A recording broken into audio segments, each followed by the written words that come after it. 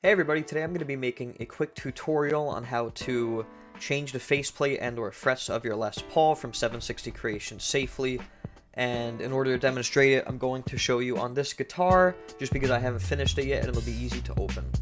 Okay, so in order to do this, you need two types of screw bits. You need a T10 right here, and you need a Phillips head. Apologies for the lower quality, I'm using a webcam for this instead of a real camera. You're going to need the T10 to be able to open the body parts, and you're going to need a Phillips head screwdriver in order to unscrew the internals of the body.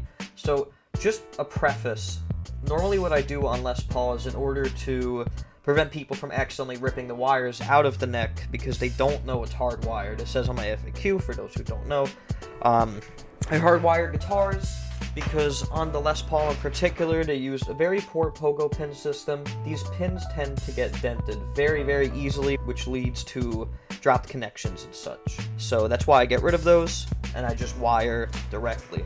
Like I said, the wires are usually longer on these things. In order to attach a neck on a Les Paul normally, you have to use this latch. And on my guitars, I do make it so you can pull out the wires just enough to get the faceplate off. However, I do say do this at your own risk. In order to unlock the faceplate, you have to press this switch this way.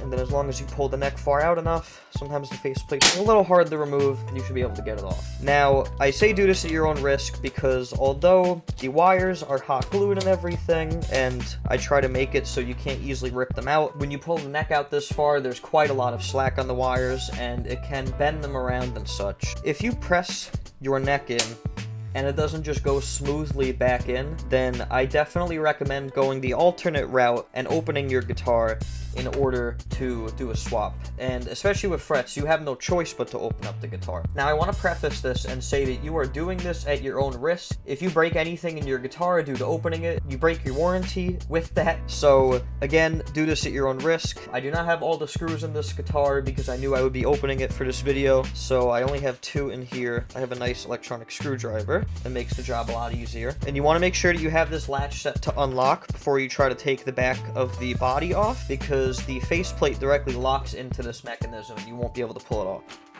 So first you open up the guitar, you take the body out, and so these are the internals. I have not wired this guitar up yet. And then the second thing that you need to do is you need to open the neck. There will be more screws in here, I just didn't put them in for the sake of making this video. And again, you will need a T10 bit for all of the body screws on a Les Paul. And so now you have the inside of the neck, and as you can see, I have bent the wires over a bit so they can fit, and what this does is that when the neck gets pulled out, they straighten out, and they get stopped on this screw post so they don't get pulled too far to the point where they start straining either of these circuit boards.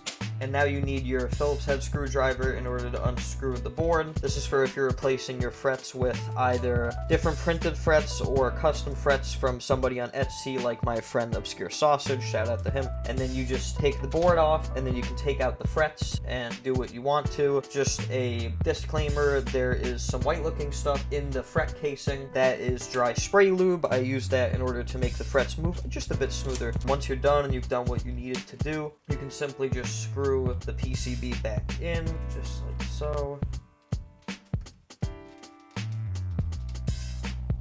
Okay, and then when you're done, you want to do what I did again and just kind of lightly press the wires in here so they're folded. I know it looks like they're being quite strained, but this is very strong, solid core wire that can withstand this type of like bending and such. And so once you've done that, you put back on the back of the neck, make sure that it goes on smoothly, and then you put your screws back on.